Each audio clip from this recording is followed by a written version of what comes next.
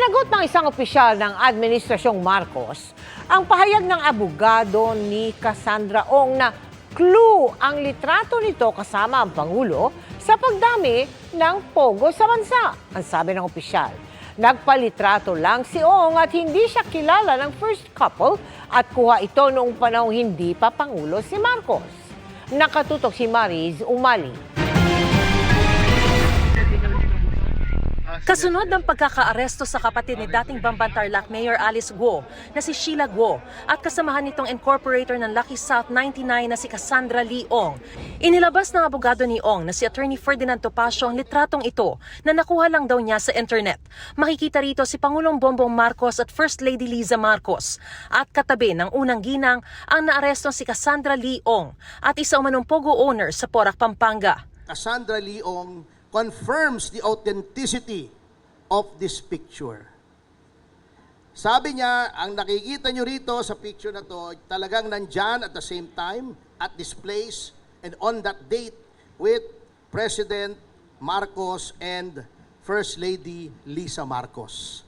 Dagdag pa ni Topacio, This picture may hold the clue as to why POGO operations, especially illegal POGO, multiplied during the time of President Marcos because they were being aided and abetted by some officials of the present administration. humarap sa media ang Special Envoy of the President to the People's Republic of China for Trade, Investment and Tourism na si Benny Techico na naroon din sa litrato. Aniya, totoo ang litrato pero hindi ang kwento. Ang litratong ipinakita ni Topacio nangyari raw noong November 2020, panahong hindi pa Pangulo si Marcos, habang nasa isang kainan sila sa Pasay.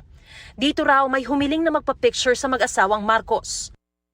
Pinakakilala yung restaurant owner na hindi din naman alam namin kung sino, humingi ng litrato sa ating presidente. Ganun lang kasimple, ang storyang po yun. Pumasok, nakipagkilala at gustong kumuha ng picture at pinayagan.